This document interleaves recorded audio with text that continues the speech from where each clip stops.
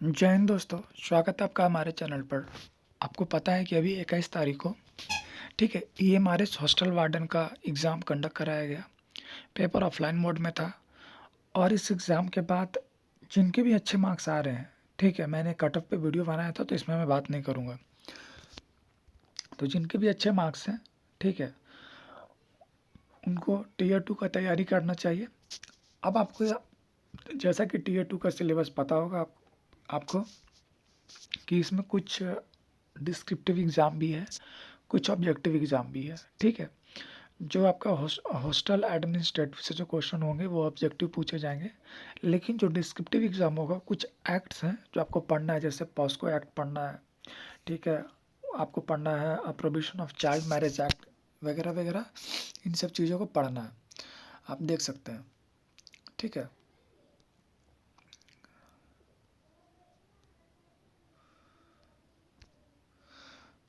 यहाँ पे देख पा रहे होंगे।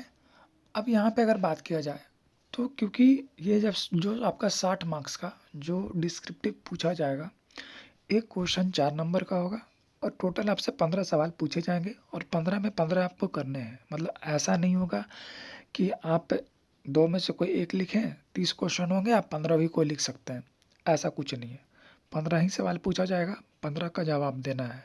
एक क्वेश्चन 4 नंबर का, टोटल 60 मार्क्स का ये एग्ज़ाम होगा डिस्क्रिप्टिव।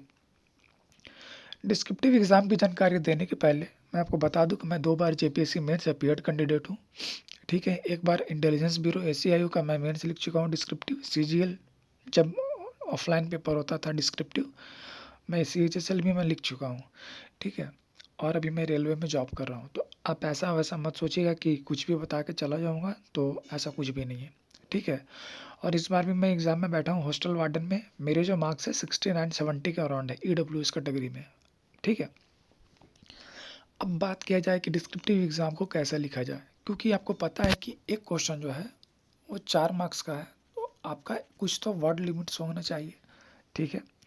तो 4 मार्क्स के आप क्वेश्चंस में आपको कम से कम 60 से 70 वर्ड में आपको सारा कंटेंट डाल देना है, ठीक है। अब 60 से 70 कहने का मतलब ये हो गया, ठीक है। या अगर आप बहुत हार्डली इसको एक्सपैंड करके लिख सकते हैं तो मैक्सिमम टू मैक्सिमम 130 से 140 वर्ड, यानी विद अगर मैं ये कहूँ तो आप एक पेज में एक क्वेश्चन का आंसर दे सकते हैं, ठीक है। यानी एक क्वेश्चन के लिए आप, क्योंकि अगर कोई एक्ट के बारे में पूछा जा रहा है, पॉस्को एक्ट का कुछ सैलिएंट फीचर्स है, या क्या इसमें सज़ा का प्रावधान है, या फिर इस मतलब किस पर्पज़ से ये लाया गया है, ठीक है। क्योंकि देखिए ये भी जान लीजिए क्वेश्चन एकदम डायरेक्ट टू डायरेक्ट आएगा, ठीक है। आपसे ये पूछा जाएगा कि पॉस्को एक्ट का मतलब क्या उद्देश्य है, तो आपको पता है कि 4 नंबर का क्वेश्चन है, तो वो काफ़ी ज़्यादा एक्सपैंड करेंगे नहीं, ठीक है। अच्छा, ये थोड़ा-सा आपको यहाँ पे समझने और भी समझना पड़ेगा क्या, अगर आप यहाँ पे देखेंगे तो यहाँ पे टोटल कितने एक्ट एक्ट पढ़ने हैं, तो आपको यहाँ पे समझ में आएगा 1 2 3 4 5 6 7 8, ठीक है। 8 में यहाँ पे एक एक्स्ट्रा है 9, यानी कि टोटल 9 एक्ट है और आपके पास 15 क्वेश्चन होंगे। तो आप ये मान के चलिए हर एक से मतलब क्वेश्चन आएगा ही आएगा, आप किसी को भी स्किप करके नहीं जा सकते।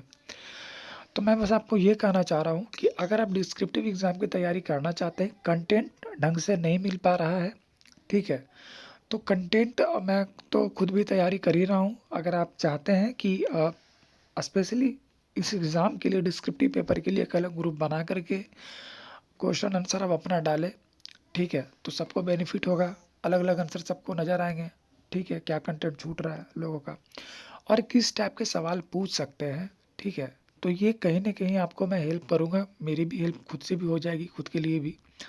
तो इतनी सारी चीज़ें हैं। तो हॉस्टल वार्डन में टीयर 2 एग्ज़ाम को जो अच्छे से लिख पाएगा 60 नंबर में, ठीक है, रिजल्ट उसी का होना है।